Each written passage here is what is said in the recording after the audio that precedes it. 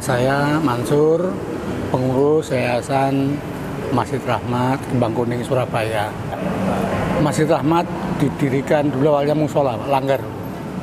Dulu langgar awalnya. Sekitar abad 14, zaman Majapahit terakhir, Raja Brawijaya kelima.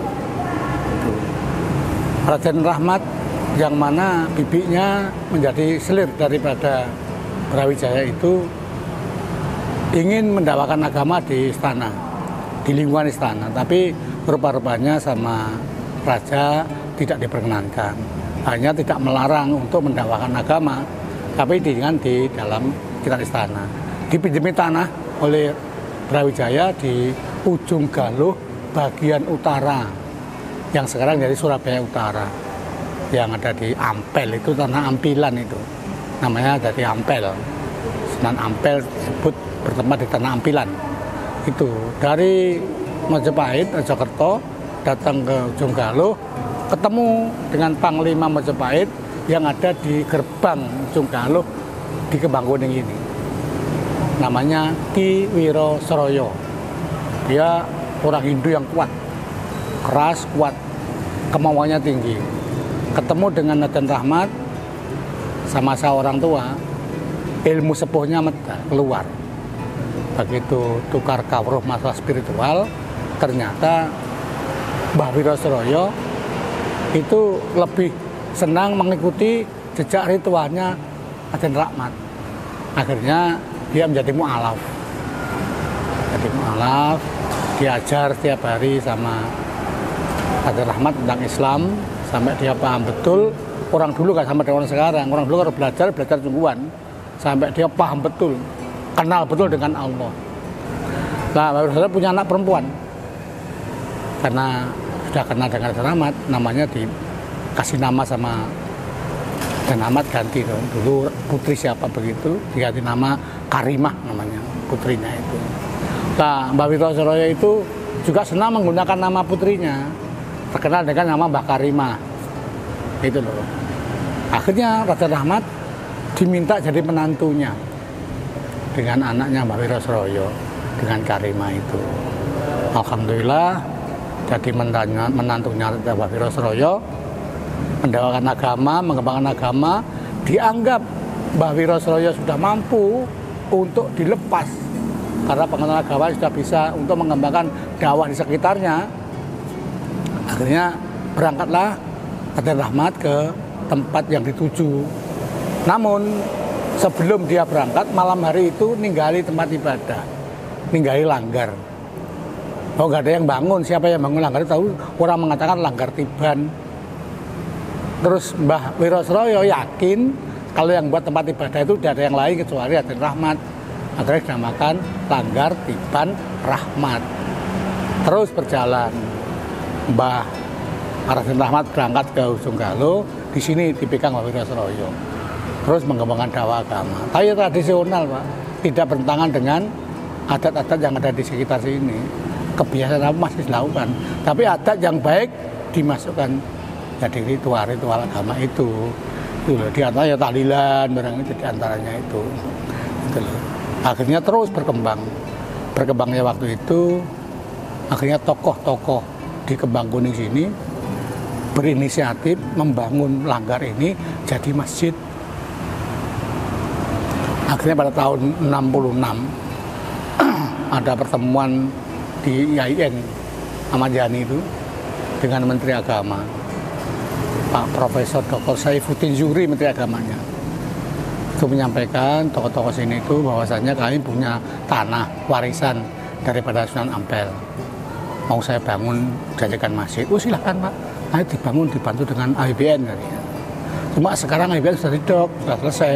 Tahun depan saja dikasih. Sekarang siapa yang mau nalangi, silakan cari duit dulu. Nanti diganti semuanya. Alhamdulillah tahun 66 itu dibangun setahun selesai. Tahun 67 diresmikan. Ya ini, yang 4 ini yang dirubah hanya pintu itu. Kemudian kita punya ikon semanggi, Pak. Lengkung 5 itu semanggi ikonnya Rahmat. Itu yang terjadi. Lah, agar supaya dakwah kita itu terus semarak, diterima oleh masyarakat, kita membuat radio. Dulu belum punya yang canggih, Pak. Dulu pakai bambu, ujung dikasih besi gitu aja. Yang penting bisa menangkap suara. Itu namanya Radio Asmara. Yayasan Masjid Rahmat Asmara namanya waktu itu. Alhamdulillah lama-lama radio itu dicintai masyarakat. Dulu ada pilihan pendengar, lagunya dari musik Awara, punyanya Ida Laila itu yang paling terkenal. Orang sini senang mendengarkan itu. Akhirnya semakin dicintai oleh masyarakat, masjid dan radionya itu. Gitu loh. Kemudian sekolah masih jarang sekolah waktu itu. Akhirnya kita buat sekolah sendiri. Wes anak pengurus jika ada nggak sekolah DWI. Akhirnya buat sekolah SD Rahmat di situ itu tempatnya. Berkembang sampai akhirnya dari SMP punya TK dan alhamdulillah muridnya banyak. Sampai hari ini SMP kita itu punya murid sekitar 600 anak. Karena di sini ada isi agamanya. Anak pagi diajak sholat, duha, diajak istighosah di masjid ini. Orang tuanya melihat senang. Akhirnya banyak muridnya. Yang lain mulai kalang kabut, alhamdulillah rahmat enggak. Itu.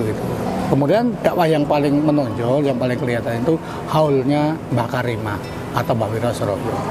Setiap tahun diadakan. Kemarin itu diadakan setelah pandemi, 2 tahun, 3 tahun tidak ada mengadakan. Kemarin belutak mengadakan, Mbak. Tamu kita yang datang kemarin sampai 18.000 orang. Semua kita kasih makan dan alhamdulillah juga bisa. Itu yang paling ramai karena ada Ishari Ikatan Seni Hadrah Republik Indonesia miliknya NU. Itu kalau sudah Ishari di sini paling senang sehingga Ishari terbesar ya di sini. Katanya orang Ishari, nek riya nang Rahmat Ishari itu, kalau Mbah Karimah riya Ishari datang semua, mulai dari Banyuwangi sampai ujung paling kulon Jawa Timur datang semuanya. Tuban, Bojonegoro, Malang, Blitar, datang semuanya, Pak, Madura, datang semua. Bergantian, mulai sore, saya menjelang pagi. Itu baru selesai Isharinya. Itu acara terbesarnya ada pasar yang di sekitar kita, itu ada sekitar 400 stand pasar. Senang dan habis semuanya yang jualan-jualan itu. Itu senangnya di sini begitu. Kemudian kita punya yang namanya KJKS.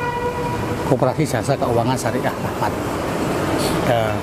Kemudian kita kerjasama dengan BRI. Kemarin ada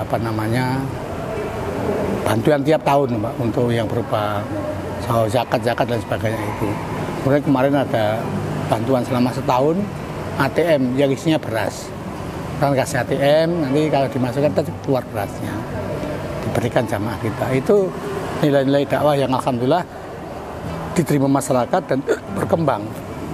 Kemudian di bulan Ramadan itu mulai awal kemarin kita adakan nisfu Sa'ban ya, separuh bulan Sa'ban kita juga mengadakan kegiatan itu. Kalau sudah itu masuk Ramadan kita punya kegiatan banyak. Tiap pagi habis subuh ada pengajian subuh, habis duhur ada pengajian duhur, asar libur nggak ada pengajian, maghrib ada buka bersama. Minimal 350-400 orang setiap hari orang setempat dan juga melayani orang-orang musafir. Itu di sini makan bersama di sini. Itu kalau maghrib. Kemudian Isya ada tarawih dan ada pengajian Isya. Ada kajian di setelah tarawih, sebelum tarawih itu. Itu kalau Ramadan. Kemudian kalau pas tahun baru kita adakan jalan-jalan berselawat. Luar biasa banyak penggemarnya. Kalau hallnya Mbah Karimah itu kita mengundang hafidoh itu pas khotmil Quran itu melibatkan sampai 600 hafidoh orang penghafal Quran laki perempuan se-Jawa Timur. Alhamdulillah karena kemarin itu habis tutup lama, kemarin dibatasi nggak sampai segitu. Ini yang kita laksanakan untuk pengembangan dakwah, untuk penyebaran agama. Jadi liwat kita tradisional sekali, tidak muluk-muluk, tidak aneh-aneh, tidak mengikuti jejak orang-orang tua dulu, para wali dulu, itu ya kita ikuti sampai sekarang. Terima kasih sudah nonton, jangan lupa like, subscribe, dan share ya.